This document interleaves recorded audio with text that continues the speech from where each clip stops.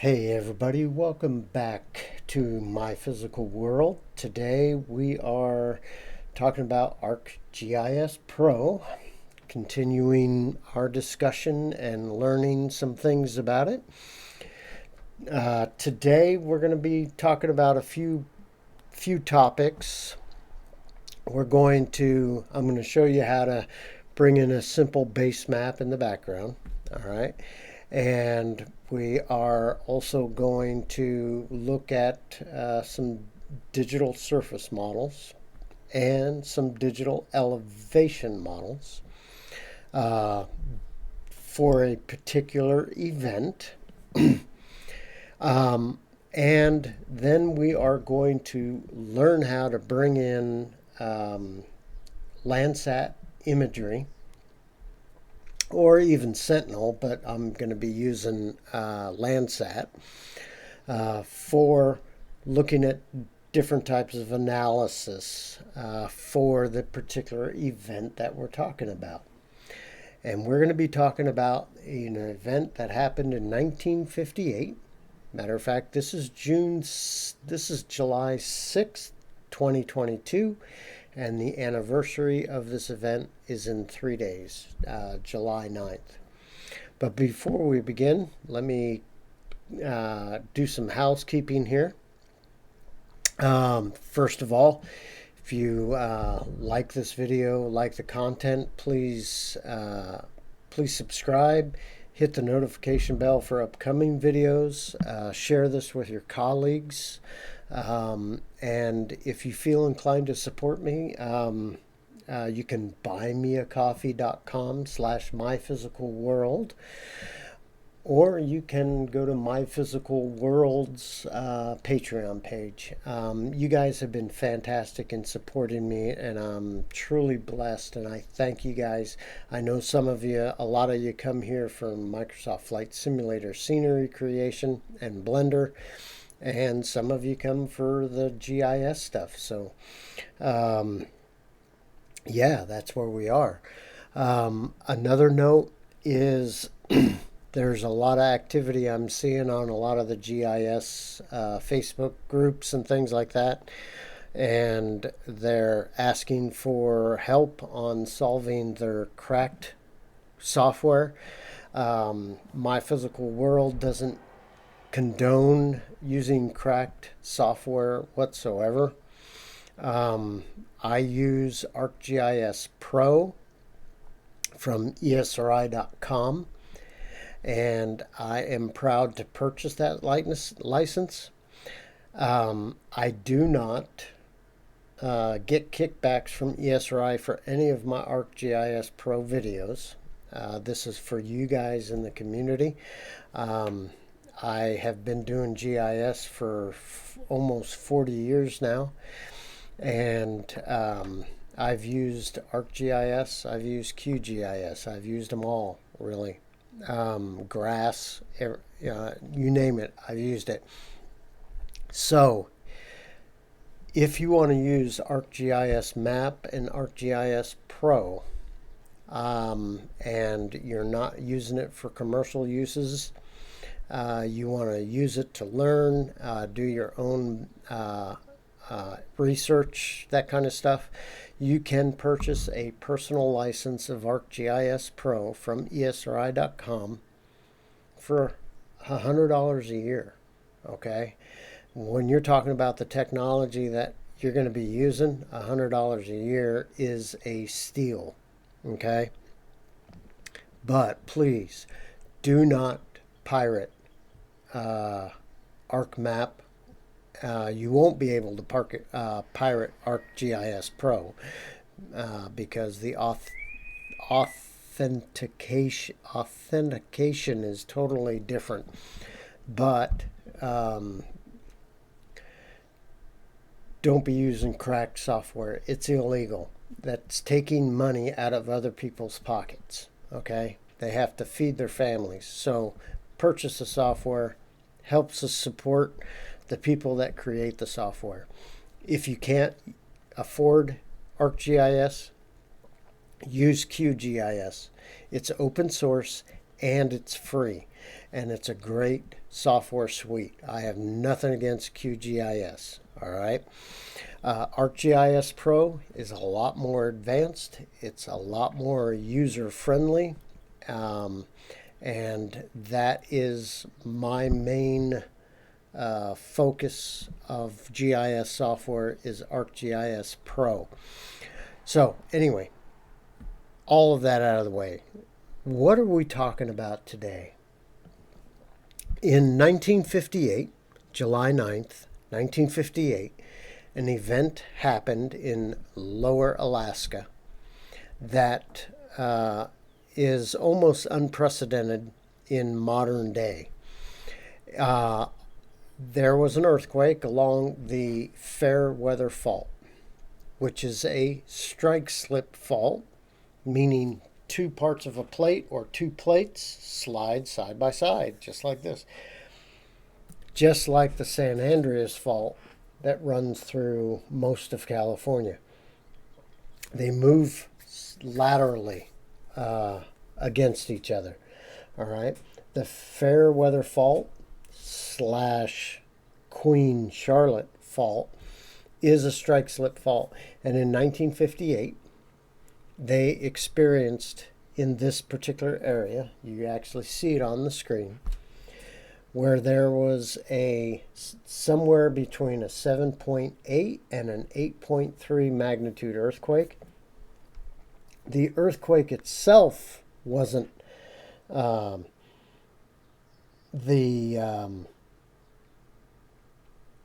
this is a very sparse populated area, but it was the effect from the earthquake that created this magnificent event. And basically what that did was it caused a rock slide that deposited 40 million square yards of material, weighing approximately 90 million tons, into Lituya Bay. You are looking at a digital surface model of that area. Now, this is a digital surface model that you can download for free from JAXA, which is the Japanese Space Exploration Agency. And I'm going to show you how to do that here in a second. But they have digital surface models for the entire globe. And like I said, they are free. The site requires a so-called membership. It doesn't cost you anything, but you need an account. So sign up for free. There's a link in the description to this website. But if you look at the map, you see all of the areas that are covered by 30-meter resolution digital surface models. Some areas are more accurate and complete than others, so you'll have to look at the area that you're interested in. You look on the map, anywhere that's white is not available. Okay, all these little blue things, they got islands and stuff all throughout. So if it's a white area, it's not available because it's just water anyway. But you can download any digital surface model in the world, including parts of Antarctica. Okay, it's really simple. This downloads a zip file, and inside that zip file is a geotiff of the digital surface model. So what we're looking at is we are looking at the area in southeast Alaska. Here's the main part of Alaska in the Aleutian Islands, and the southeastern part of Alaska down here. You would click the pane that you're interested in, and then it gives you another set of panes that will be made up of 5 by 5 squares. Okay, so there's 25 digital elevation models in each one of these squares that I'm passing by. Okay, in our example today, we are looking at Lituya Bay area in southeast Alaska, where this event took place in 1958. So I'm going to click on this set of five by five panes, and you'll see the coverage, each individual pane that's available. If it's black, it's not available. Of course, that's all just water.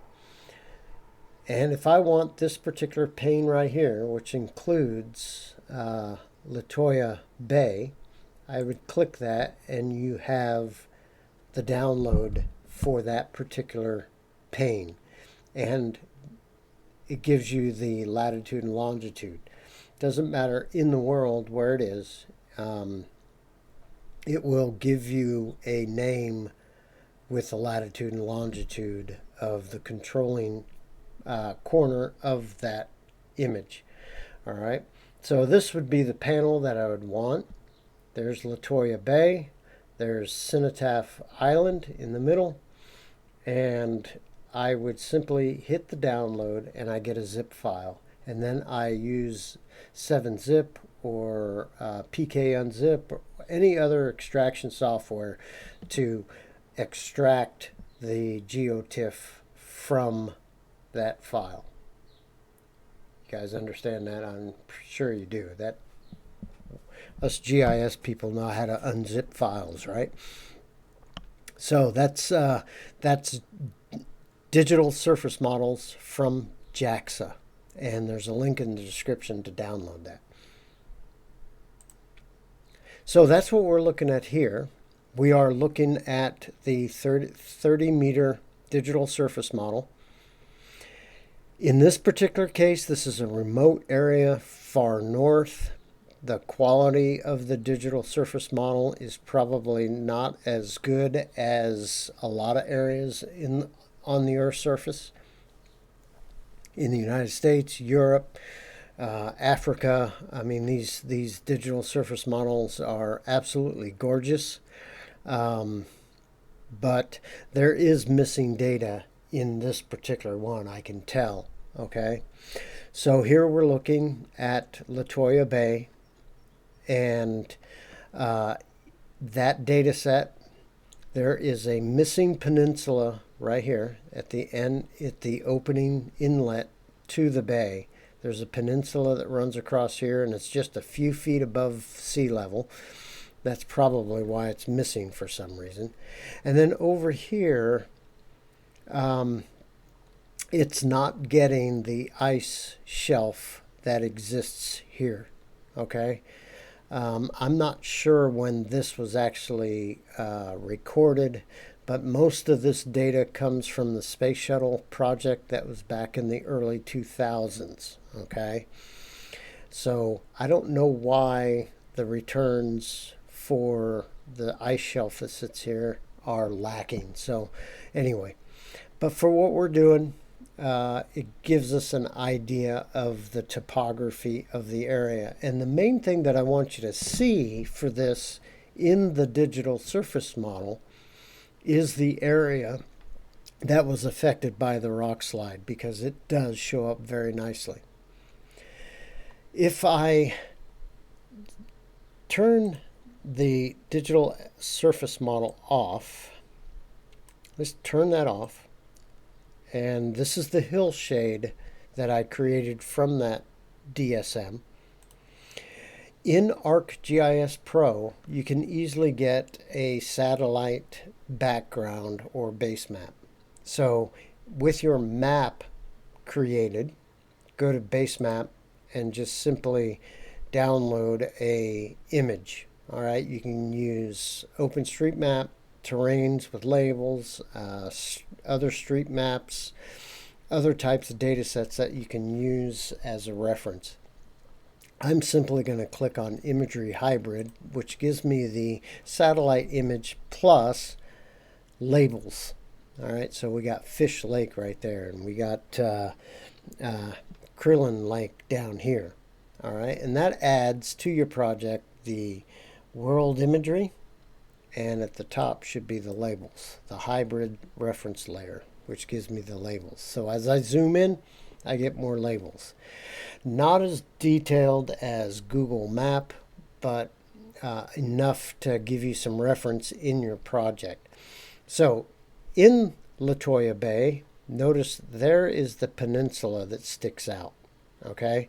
And that does not show up in that digital surface model.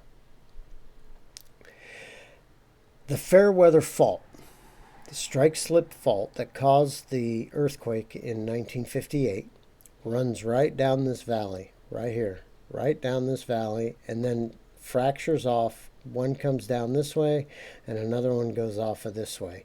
Then you get into the Queen Charlotte fault system. But we're talking about the Fairweather, which runs here, which created this valley, and it was eroded and scraped away by all the glaciers that moved down that valley. Okay, now I'm going to zoom in to the top of the bay, and here is the current ice shelf. Okay, it has a lot of sediment on it. Okay, lots of dirt and stuff. Some of it is actually filled in with sediment, and some is ice.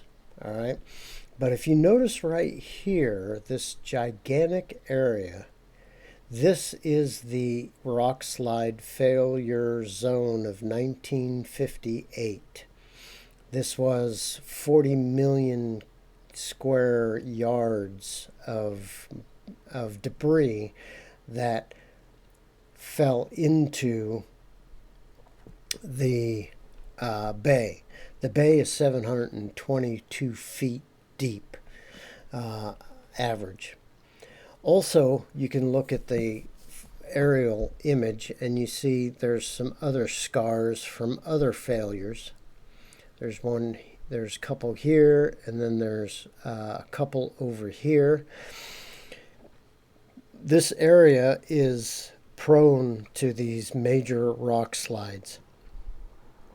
And there have been recorded rock slides in this area 1854, 1899, 1936 are the biggest ones. And they ranged in size in terms of producing a tsunami of anywhere from 100 feet to the most recent in 1958 to 1,700 feet was the size of the initial wave once this stuff hit the water. Now, in 1958, there was an ice shelf right here, and this landslide hit that ice shelf, broke it off, and added to the amount of volume of water displacement. And that is why they got the 1,700-foot tsunami. The tsunami went up this ridge and over this ridge and cleared out the trees in this area, and you're going to see that in a few moments as we talk about Landsat imagery. So this was a massive event in 1958, and the 64th anniversary is coming up in 3 days. Now the next part, we are going to talk about satellite imagery. What I'm going to do is I'm first going to turn off the world imagery. I'll go ahead and leave the labels on for now. It doesn't really matter. All right. And I'm going to take you to another website that most of you know, and that is Earth Explorer. Whoops. So earthexplorer.usgs.gov is another place that you need to create an account, but it's free. But you can download free satellite data and a whole bunch of other types of data. You can even download digital elevation models from this site. But primarily, I'm going to be talking about the Landsat and the Sentinel-2 data. All right. Landsat has the legacy of having continuous coverage of the Earth for the past 50 years. Sentinel is newer, 2000s. All right. It does have better resolution. However, it does not have Sentinel-2. Alpha and Bravo, there's two satellites, don't have the thermal imaging that Landsat 8 and 9 have. If you wanted to do surface temperatures and stuff, you can't use Sentinel-2 to do that. You have to use one of their other satellites that's totally separate. But you can do thermal analysis using Landsat 8 and 9. So in this case, my search criteria is Lituya Bay, and I gave it a date range down here. Search for anything in June of 2022 and the first part of July. For the data sets, I simply chose the Collection 2 Level 2, and I selected Landsat 8 and 9, which also work in tandem. They're on opposite sides of the globe, just like Sentinel-2 Alpha and Bravo. They work in tandem to decrease the number of days of return to the same geographic location. Sentinel has a return of 6 days when they're working in tandem, and Landsat has a return of 8 days when they're working in tandem. Okay? Now, obviously, the revisit is different the further north that you go, the further north and south that you go. But anyway, select the platform that you're interested in, and then you basically click results, and you'll get a list of scenes for that geographic area. I just happened to download a relatively cloudless scene from Landsat 8 for June 5th. Now, the June 5th is the acquisition date, and then the process date of the image was 5 days later that it was published up to this site. Okay, but there's also Landsat 9. You can see the instrument with the name at the beginning. LCO8 is Landsat 8, LCO9 is Landsat 9. The advantage of Landsat over Sentinel is we have 50 years of history. So that brings us up to the next Earth Explorer, in which I did the same kind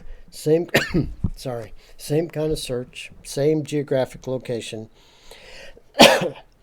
changed the dates to 1978. Because I didn't want Landsat 1 or 3, okay? I could have got Landsat 1, but they're kind of harder to find, and the quality isn't all that great. So I chose to find Landsat 2, I think, Landsat 2, okay, which fell into this time frame. And you're going to see the evolution of quality when I show you in ArcGIS Pro. But I downloaded a scene from 1978 of the same area.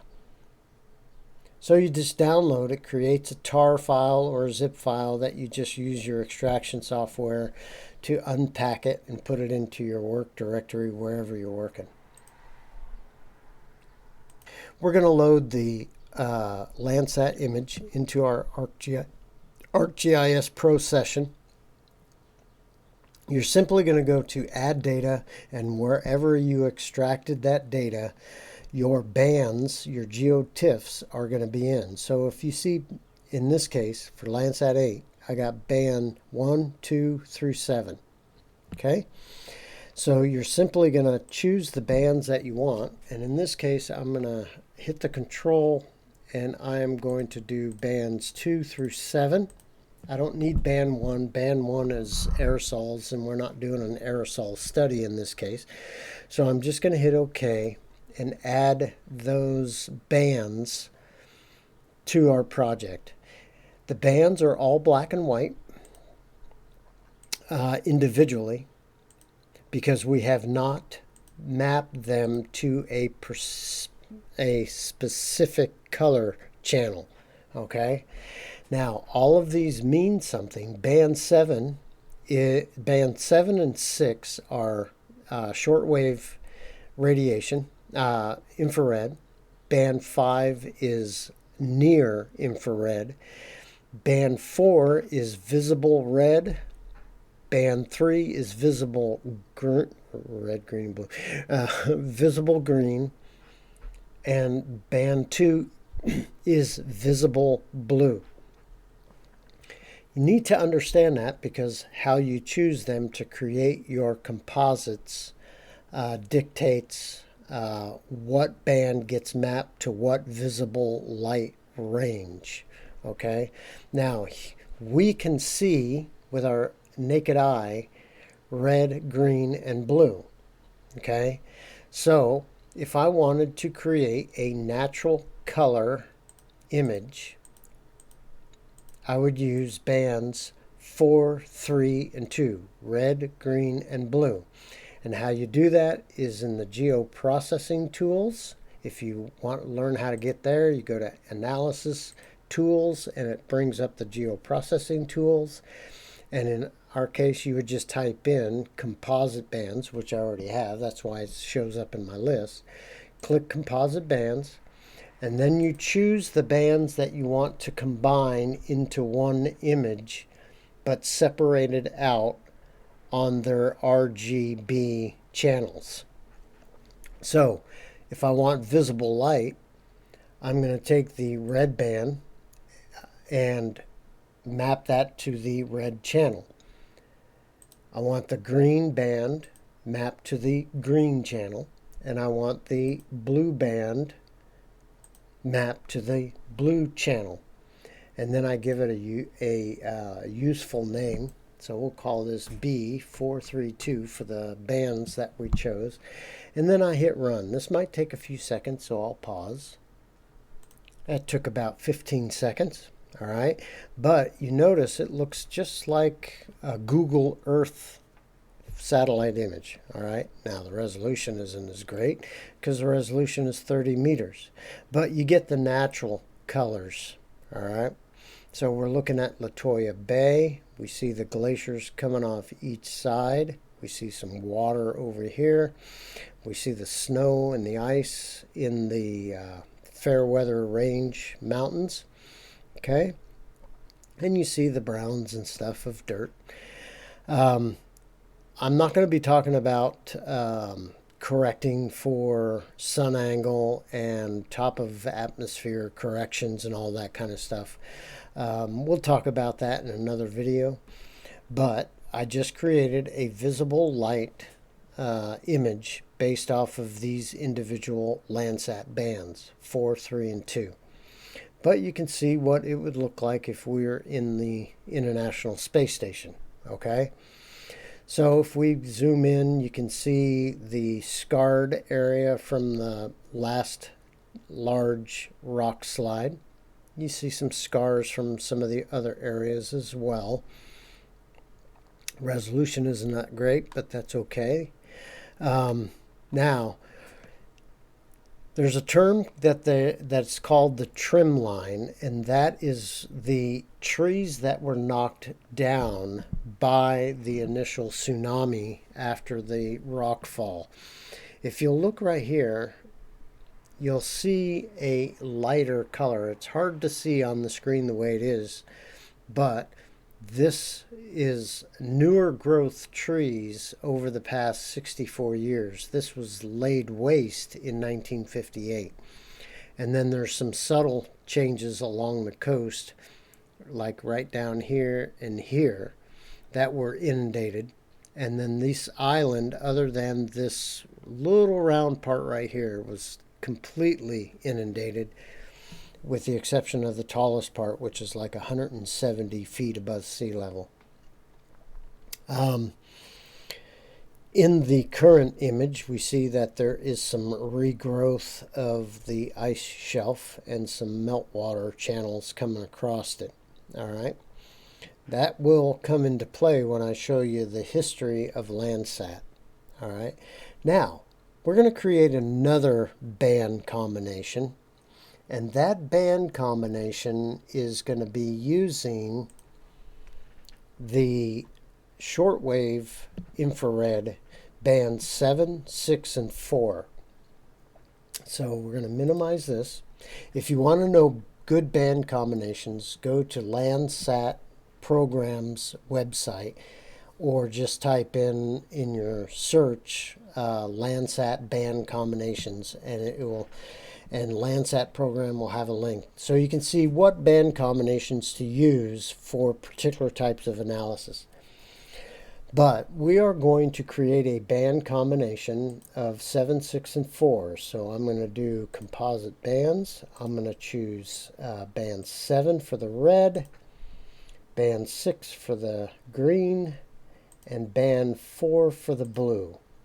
And we are going to give this a unique name. B 7, 6, and 4, right? And then we're going to hit run. This might take 15 seconds, so click run and I'll pause. So about 15 seconds later, we have our new band combination using those 3 bands. Here we're looking at changes in vegetation by identifying different shades of green. Okay, the lighter the green, the less vigor or the less density of the actual vegetation itself. Browns and tans are bare earth, basically. So if we look up in this area of where the ice shelf is sitting, we notice that there's probably sediments and stuff that are deposited on top of the ice. All right, along with this area here. We even have some vegetation that's actually growing in the ice of this glacier coming in this direction. In this particular combination of bands, blue shows clean ice and snow. All right. So if we go back, if I turn this off, and I go back to the natural color, here is ice and snow. Now there are some clouds. These are clouds, not ice and snow. But we have ice and snow, and that corresponds to the blues that you see in our image. Notice that the clouds are not blue. Okay?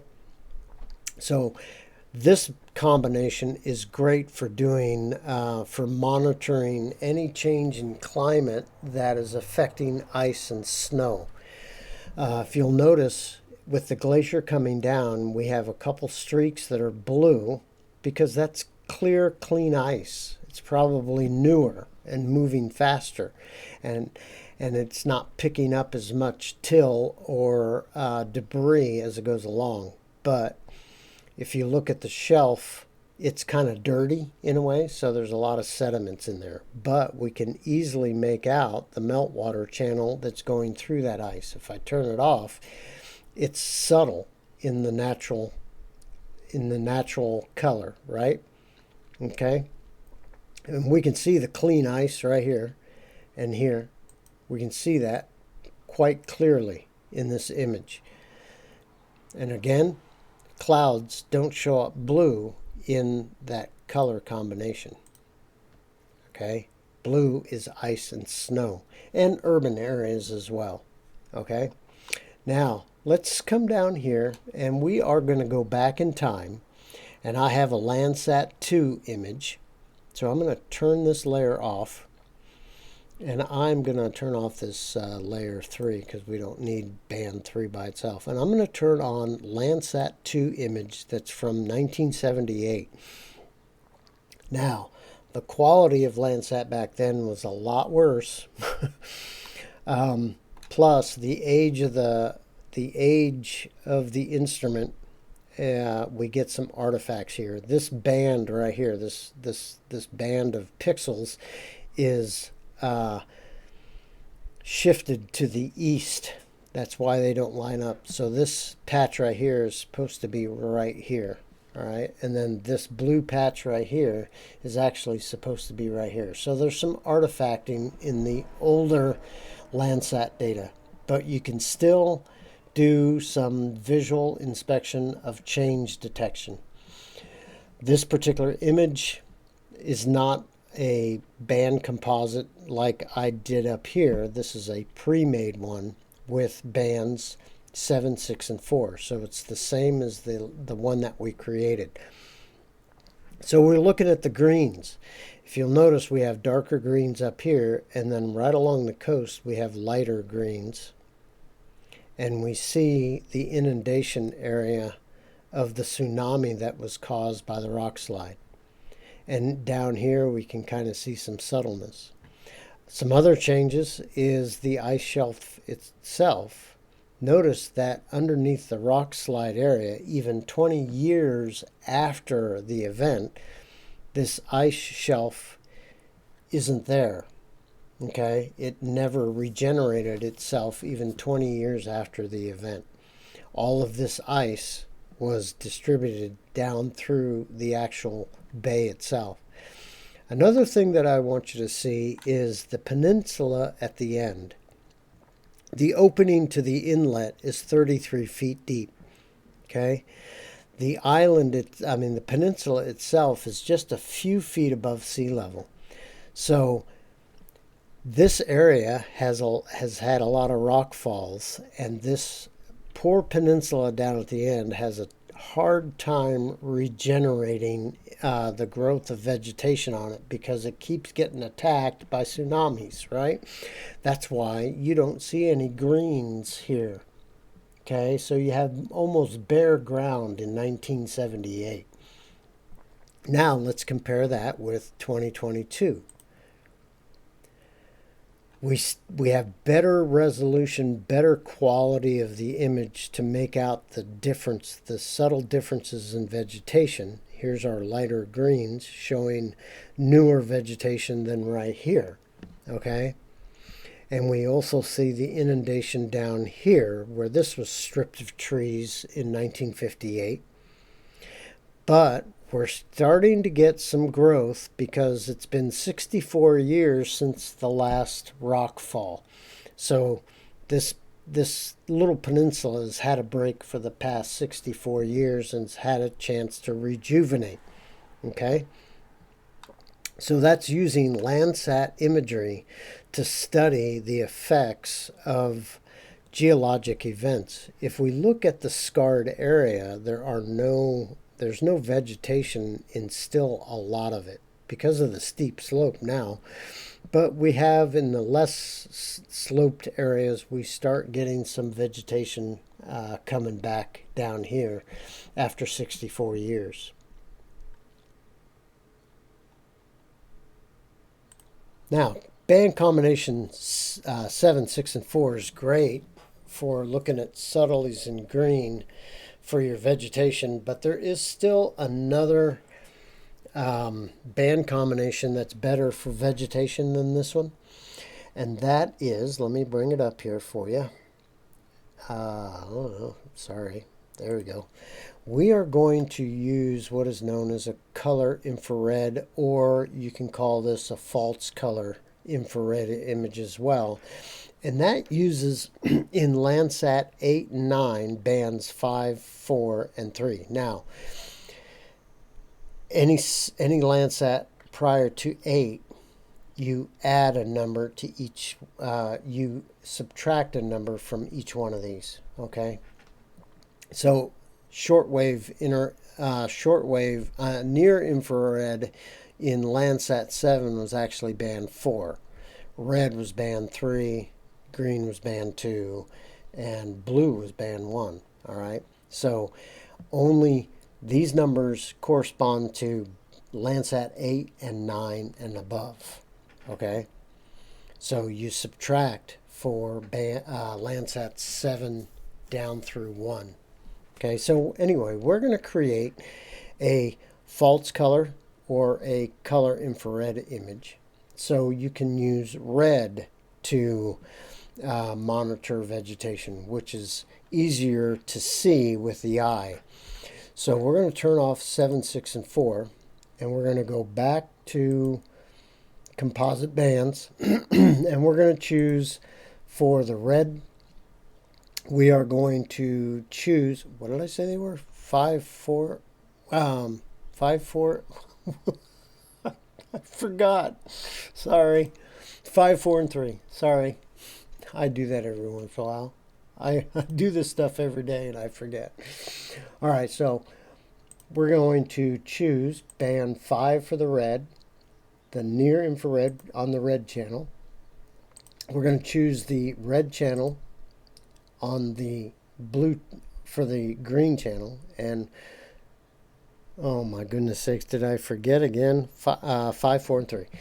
And the band 3 for the blue channel.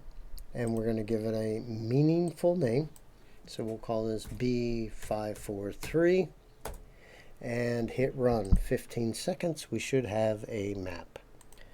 15 seconds later, we have our scene in infrared with reds showing the vigor of vegetation rather than the green that we had prior to. Okay, so our concentration now is on the red, and reds are easier for your eye to discern. All right, so if you look at this area, this blowout area, or this part of the trim line is lighter red than right here, showing that this is newer, younger growth than this area here. So you can pick out a thinner red line along the coast here and down here than the rest of the scene. Okay, and then if you look at the peninsula, it's a lighter red showing newer vegetation. All right, so we can use the false color or the color infrared, name is used interchangeably, to monitor vegetation coverage. Now let's look at the actual failure zone and notice there's hardly any red whatsoever in this area, meaning that this is bare earth. Same color as the deposit on top of the ice here. Okay, and now if you remember back in 1978, whoops, I did that in the wrong order. If you're looking back in 1978, this was all water here. Okay, there was no ice. Okay, so now we have a buildup. The glacier's retreating, but there's still ice debris in the actual on top of the water here. All right, so we are looking at the effects of a massive landslide using Landsat in ArcGIS Pro. Now, what's this have to do with digital surface models? Well, we can put this Landsat data on top of our digital surface model, and that's what we're going to do. So I'm going to come down and I'm going to I'm going to turn off the underlying image, which I don't have on, which is good. All right, and we are going to turn on the hill shade that I created from the digital surface model. We're going to turn that on. We're going to turn off Landsat 2. And we are going to add some transparency to bands 5, 4, and 3. So I'm going to click that, go to Appearance, go to Transparency, put 50% transparency. And now you got the infrared image on top of your hill shade. Okay. Now Fish Lake in this digital surface model from JAXA isn't all that accurate. This should be more flat than this because that's a water surface. Kind of like if you look at the sea level here, it's nice and flat. Okay, but you can superimpose your Landsat image on top of your hill shade for some visual effects. I'm going to show you that this is some of the digital elevation model from JAXA. And I'm going to show you the difference between a simple governmental project to a more in-depth governmental project using LiDAR to generate the three-dimensional surface. So I'm going to turn off the Landsat for now, and I'm going to turn off the hillshade that I created from the JAXA data. And I am going to turn on the Fairweather DTM that was generated by the USGS / Alaska Geologic Survey, and turn on its hillshade. And there we go. Yep, it's showing up. All right. This is tighter data. This is 1 meter resolution versus the 30 meter of the JAXA data. And the horizontal and vertical accuracy is plus or minus 10 centimeters. So highly accurate data created from LiDAR. And they have pre-stripped off any trees or buildings to generate a digital terrain model, or a DEM. Okay?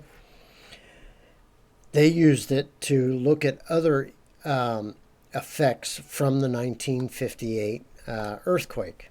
All right? But I'm simply showing you how you can use a more accurate digital elevation model. And we're going to turn off the elevation data, and we're going to turn back on the Landsat data on top of it.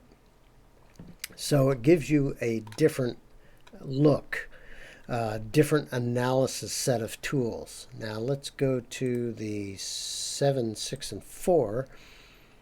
And I got to turn some transparency on there as well. Let's go 40% on that one. Okay, so you get a better visual representation of the topography and the reflectivity that's going to Landsat. All right, so ArcGIS Pro gives you great tools to do some remote sensing analysis. Like I said, in another video, we'll talk about correcting for top of atmosphere information to clean up the satellite data. But I hope you saw how you can bring in some reference maps, and create your digital elevation models and your hillshades. In a previous video, I show you how to create a hillshade, so be sure to go back and watch that video. That was just one video back. But here are some tools using ArcGIS Pro to look at a major event that happened in 1958 using digital surface models, digital elevation models, and Landsat data. I hope you enjoyed what you saw. I hope you learned something from this video. Please subscribe, hit the notification bell. And like I said, if you feel inclined to support, buymeacoffee.com/myphysicalworld, or be one of my Patreons, myphysicalworld at patreon.com. I hope you guys have a great rest of the week, and I will see you guys on the next video. See you later.